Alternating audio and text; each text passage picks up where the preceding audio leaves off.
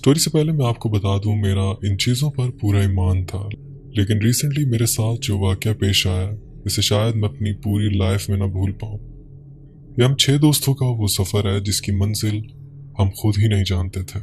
Story को समझने के लिए मैं बताता चलूं, हम फ्रेंड्स ने एक फाउंडेशन बनाई थी दूसरों की मदद के लिए। हम अपनी जेब खर्च इकट्ठा करते और फिर इसको मुख्तलिफ त्यौहार जैसे ईद उल फितर, रमज़ान, क्रिसमस, दूसरों की मदद के लिए इस्तेमाल करते। इस तरह ईद उल अज़हा आने को थी। हम दो सोच रहे थे कि ऐसा क्या करें कि सबको खुशी मिले। आखिरकार सब एक जानवर की कुर्बानी पर रजामंद हुए। हमने तय किया कि ईद के दूसरे दिन बड़ा जानवर कुर्बान करके मुस्तहिक घरों में तकसीम करेंगे। खैर, हमने जानवर खरीद लिया। ईद का दिन आया, ईद मनाई और फाउंडेशन के व्हाट्सएप ग्रुप में मैसेज कर दिया कि कल हम गोश्त को तकसीम के लिए रवाना होंगे। ईद का दूसरा दिन आ गया। मैंने दोपहर को जानवर की कुर्बानी करवाई और फिर गोश्त बनाने और गोश्त के बैग्स तैयार करने में असर का टाइम हो गया। अब सब दोस्त आ गए थे हमारे पास। कुल 80 बैग्स बने, जिसमें से 50 हमने तकसीम करने थे, बाकी टीम मेंबर्स के थे। हमने गोश्त के 10 शॉपर को बड़े बैग में डाला और इस तरह 5 बैग गाड़ी की डिग्गी में रख लिए और निकल पड़े। रास्ते में जो नजर आता इसको गोश्त पकड़ा दिया। इस वक्त मेरे साथ अब्दुल्ला, वलीद, अहमर और अली हैदर थे।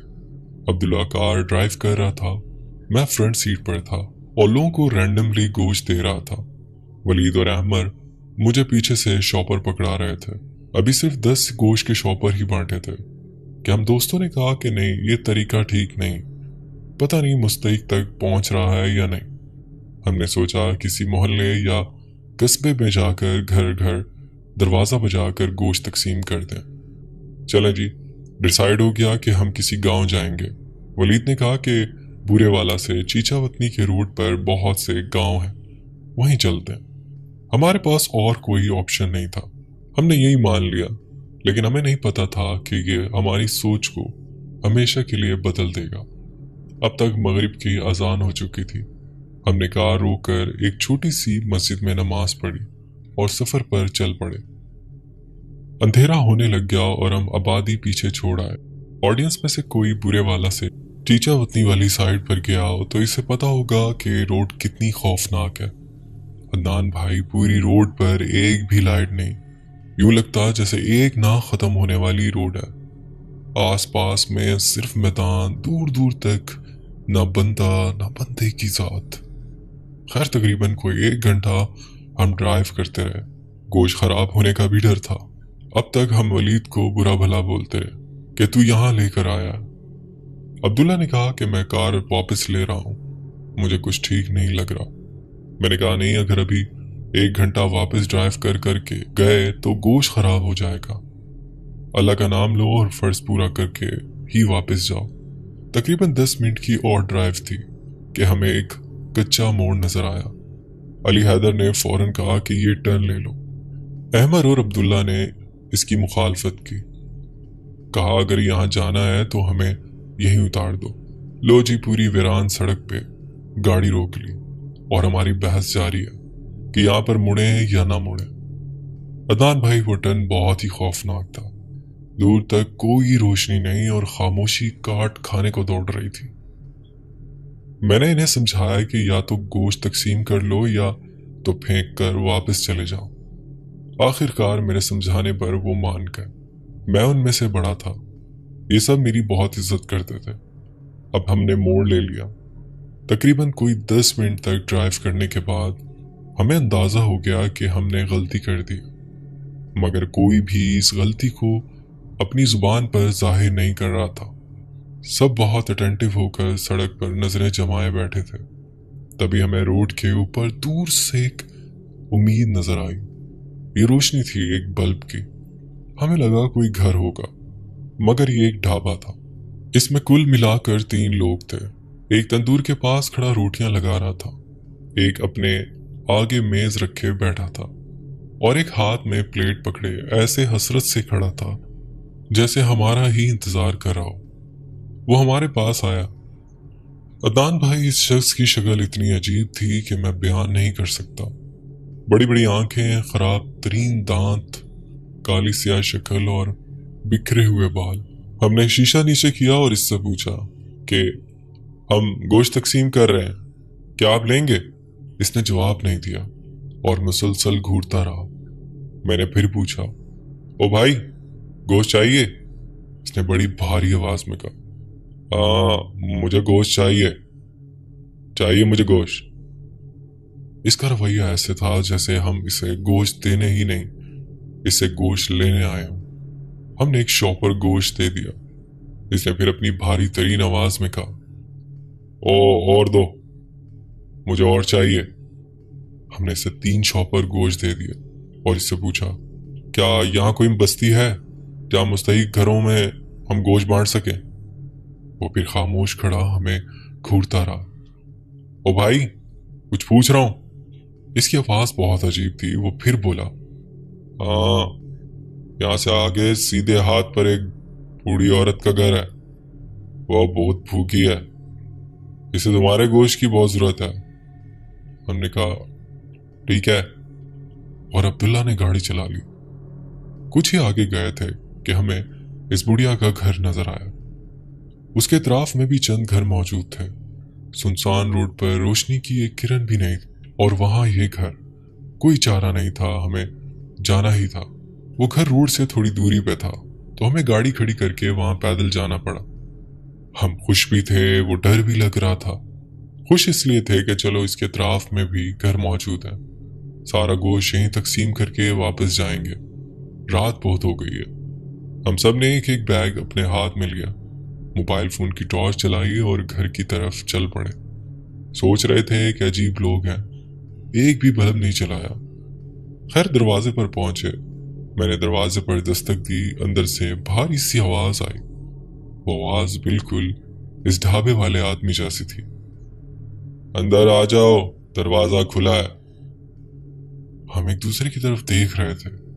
मैंने हिम्मत की और अंदर गया। बाकी सभी मेरे साथ अंदर गए। इस घर का सहन बहुत बड़ा था। बहुत अजीब सा घर था, बिल्कुल खस्ता हालत और ऐसे जैसे सालों से सफाई ना हो। बड़े से सहन के किनारे पर एक चरपाई थी जिसके ऊपर एक औरत बैठी थी। अंधेरा बहुत था। यूं लग रहा था जैसे चारपाई पर कोई बुरखा ओढ़े बैठा हो। मैंने कहा, माँ जी, हम गोश्त बांटने आए हैं, आपके लिए गोश्त लाए हैं। फिर से भारी आवाज आई कि मैं बहुत भूखी हूं, मुझे गोश्त दो। हमने एक दूसरे की तरफ देखा और समझ गए मामला खराब है। मैंने फिर कहा, माँ जी, हमने बाकी घरों में भी गोश्त बांटना है, मेहरबानी करके गोश्त ले लें। बस अदनान भाई, इसने अपना चेहरा उठाया और जोर से चीखा। हमारे पैरों तले जमीन निकल गई। घर के सारे दरवाजे बजने लगे। इतराफ से कुत्तों के रोने की आवाजें। हम सब कलमा पढ़ने लग गए। हमें ये लगा था कि बस अब हमारा आखिरी वक्त आ गया। वो रेंगते हुए तेजी से मेरी तरफ आई। मैंने ऊंची आवाज में आयतुल कुर्सी का विर्द करना शुरू कर दिया और वह सहन के चौराहे में कानों पर हाथ रख के ऊंची ऊंची चीखने लगी। हमारा पीछे का दरवाजा खुद ब खुद बंद हो गया। सब दोस्त इस पर लाते मारने लगे कि ये दरवाजा तोड़ो, जबकि मैं मुसलसल उस पर आयतुल कुर्सी का विर्द कर रहा था।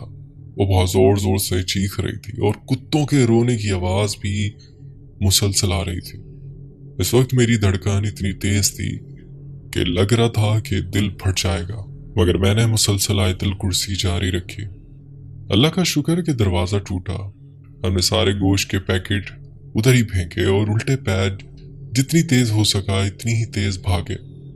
हमें हमारी गाड़ी नजर आ रही थी। पीछे मुसलसल उस भेड़िए के चीखने की आवाज आ रही थी। हम कुरानी आयतें पढ़ते जोरों से भाग रहे थे। जैसे ही गाड़ी के पास पहुंचे, फौरन इसके अंदर घुसे और अल्लाह का शुक्र अदा किया। मैंने गाड़ी स्टार्ट की, लेकिन 1 मिनट, वलीद कहाँ है? लो जी, वलीद कहाँ है? वलीद नहीं आया। हमने घर की तरफ देखा तो चीखों की आवाजें बंद थी और वलीद नजर नहीं आ रहा था। अब एक नई मुसीबत आ गई थी। भगदड़ में बिल्कुल पता ही नहीं चला कि कौन कौन आया और कौन कौन रह गया। बहुत अजीब आजमाइश थी। अब हम गाड़ी में बैठे हैं और दोस्त को छोड़कर भी नहीं जा सकते, और ये भी पता है कि अंदर वो भेड़िया हमारे इंतजार में होगी। हम मुसलसल 5 मिनट गाड़ी का शीशा थोड़ा सा नीचे करके वलीद को आवाजें देते रहे, मगर सामने से चूं की आवाज भी नहीं आई। अब्दुल्ला ने कहा कि शहर जाकर किसी बड़े को साथ लेकर आते हैं। मैंने कहा नहीं, तुम्हारा दिमाग सही है, मेरा सब्र खत्म हो गया, मैं अकेला इसे लेने जा रहा हूं। अगर किसी ने मेरे साथ नहीं चलना तो ना आए, और अगर मैं वापस ना आऊं तो गाड़ी चलाकर चले जाना। मेरे कहने की देर थी कि सब दोस्तों ने हामी भर कि अगर जाएंगे तो साथ जाएंगे। हमने अल्लाह का नाम लिया और बाहर निकले। अपने अपने मोबाइल फोन की टॉर्च जलाई और कुरानी आयात का फिर करते हुए इस घर की तरफ बढ़े। मैं सबसे आगे था और मुसलसल आयतल कुर्सी का विर्द कर रहा था। हम उस दरवाजे के पास पहुंचे तो आसपास फिर से कुत्तों के रोने की आवाज शुरू हो गई। हम एक दूसरे की तरफ देख रहे थे कि घर का दरवाजा तो टूट कर गिर गया था। मैंने हिम्मत करके घर में कदम रखा तो बाकी दोस्त भी पीछे दाखिल हो गए, और सामने का मंजर देखकर हमारे पैरों तले जमीन निकल गई। पूरे सहन में हमारी कुर्बानी का गोश्त फैला हुआ था, और इस गोश्त का खून दरवाजे तक आ रहा था। अब वो भेड़िया कहीं नजर नहीं आ रही थी, लेकिन सहन के बिल्कुल दरमियान में हमारा दोस्त वलीद गोश्त के बैग को जानवरों की तरह नोच रहा था। नान भाई, ये बहुत कड़ा इम्तिहान था कि सामने हमारा दोस्त जो अपनी सही हालत में भी मौजूद नहीं था, लेकिन फिर भी हम इसे छोड़ नहीं सकते थे। वो कच्चे गोश्त को खा रहा था और इसके मुंह पर खून लगा था। आंखें लाल और बाल बिल्कुल बिखर चुके थे। मैंने हौसला करके पूछा, ओए क्या कर रहा है, तू ठीक है ना? चल हमारे साथ वापस। नान भाई, मेरा सिर्फ इतना कहना था कि इसने अपने खौफनाक चेहरे से मुझे देखा और इतनी वहशतनाक चीख मारी कि हमने अपने कानों पर हाथ रख लिए। वो बहुत जोर से चीखा और हमारे एक दोस्त पर झपट पड़ा। शायद वो उसे काटना चाह रहा था। हमने बड़ी मुश्किल से इसको इसके ऊपर से हटाया।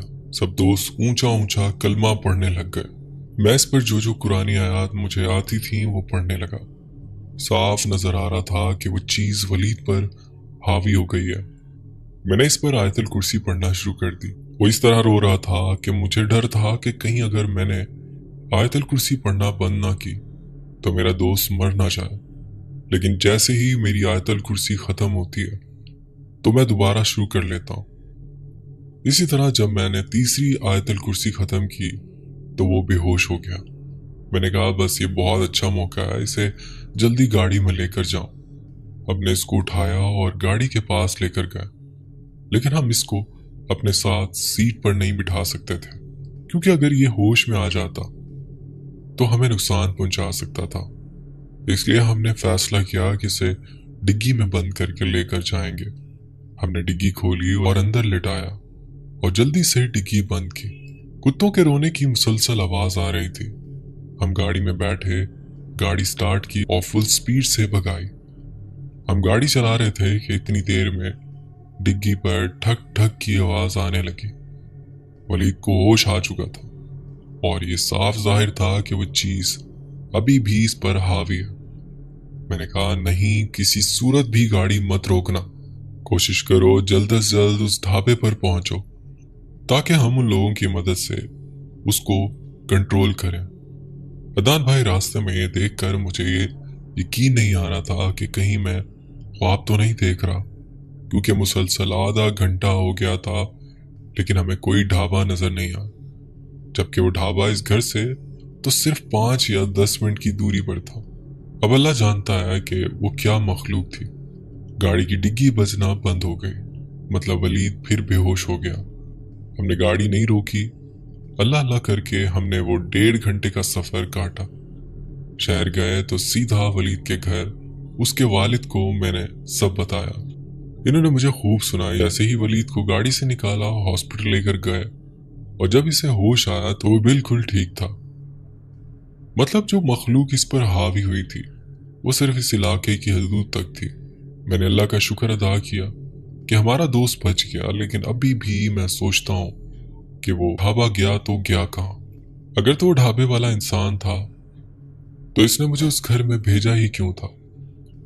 खैर, अल्लाह ही सब बेहतर जानता है। तो ये मेरी स्टोरी थी। उम्मीद करता हूँ आप अपने चैनल पर लाजमी शेयर करेंगे। बहुत शुक्रिया, आपने अपनी स्टोरी हमसे शेयर की। बढ़ते हैं एक और स्टोरी की तरफ।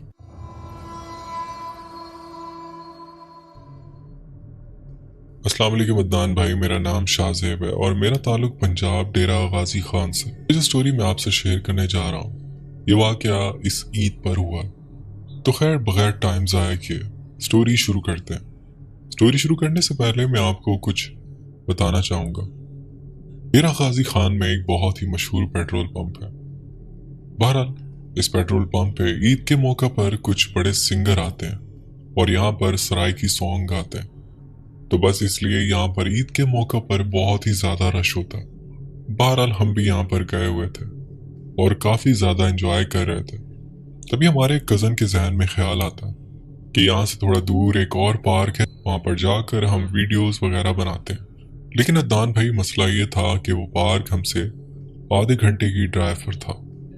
तो खैर, मेरा भी बहुत मन था वहां जाने का, क्योंकि मैं पहले कराची रहा करता था और मेरी पैदाइश भी कराची की है। तो यहाँ पर ये मेरी पहली ईद थी, तो इस वजह से मैंने हामी भी भर दी। मैं आपको एक बात बताता चलूं, हम लोग 2 बाइक्स पर थे। एक पर मैं और मेरा कज़न, दूसरी पर मेरे 2 कज़न बैठे हुए थे।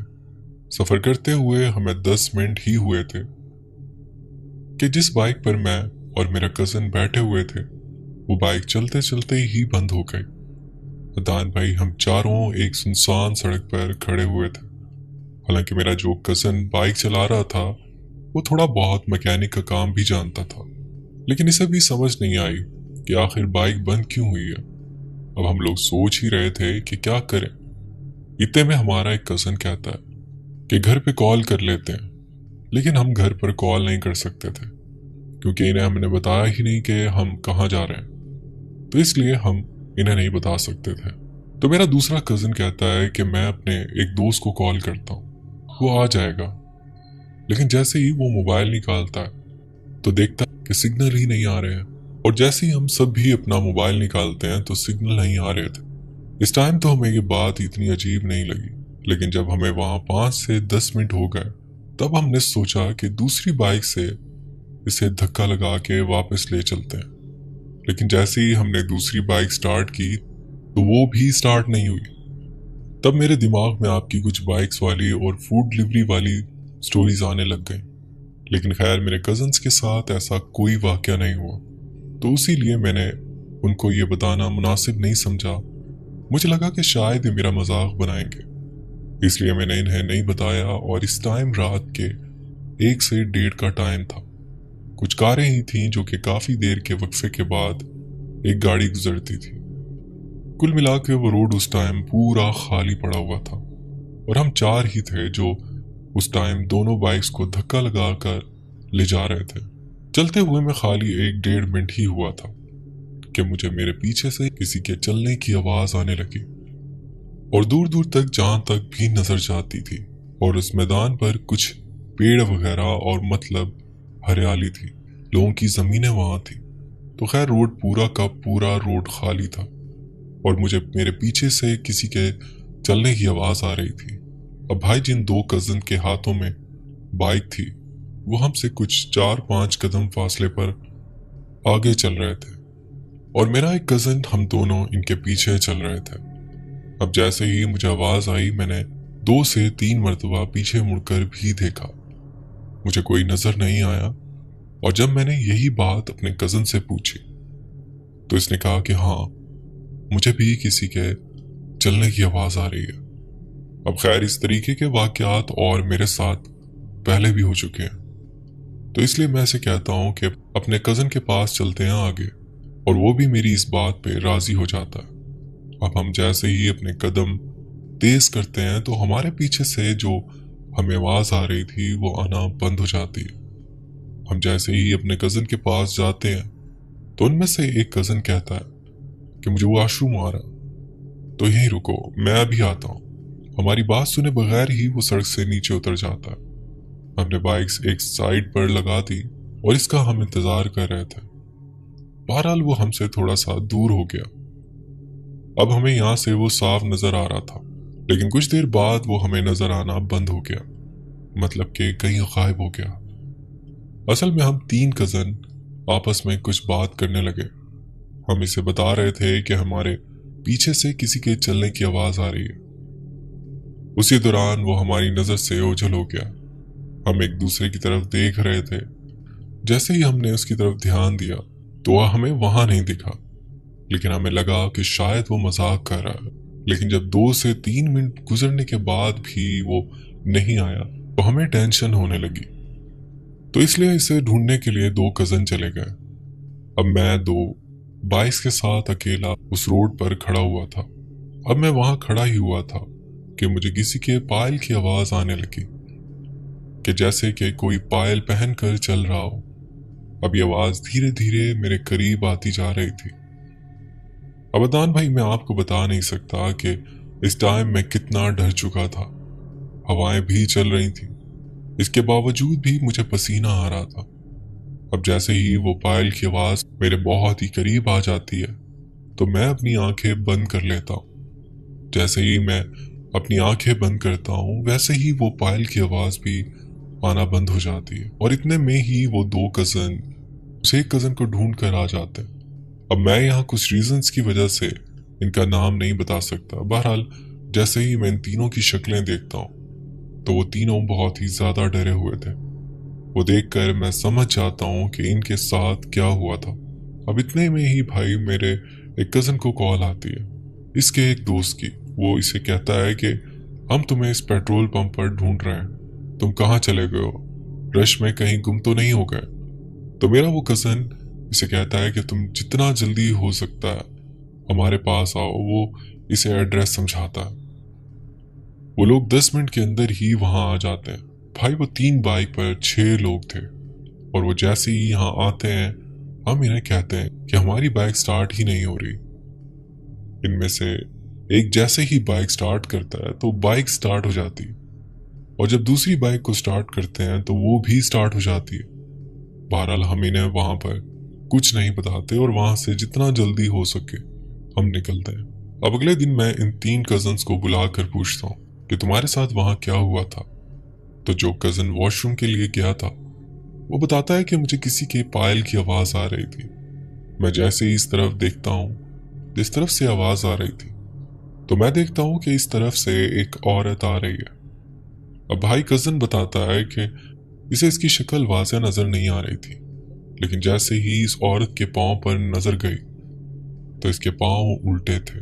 मेरा कजन कहता है कि मैंने जैसे ही ये चीज देखी मैंने वहां से दौड़ लगा दी, और दौड़ते वक्त मुझे ये याद ही नहीं रहा कि मुझे किस तरफ दौड़ना है। कुछ कदम चलते ही मेरा पांव स्लिप हुआ और मैं नीचे गिर गया। मैं जैसे ही उठा तो मेरे ये 2 कजन मेरे सामने बैठे हुए थे, और ये लोग मुझे वहां तक रोड पर लेकर आए। तब फिर मैंने इन्हें जो मेरे साथ वहां वाकया हुआ वो बताया। तब ये तीनों और भी डर गए। खैर ये एक छोटी सी स्टोरी थी जो मुझे लगा कि आपके लिसनर्स को पसंद आएगी। और भी कई वाकयात हैं मेरे साथ, कराची में हुए हैं, वो आपके साथ मैं आगे शेयर करूंगा, और मैं उम्मीद करता हूं कि आप ये वाकया अपने लिसनर्स को जरूर सुनाएंगे। तो बहुत शुक्रिया, आपने अपनी स्टोरी हमसे शेयर की। बढ़ते हैं एक और स्टोरी की तरफ।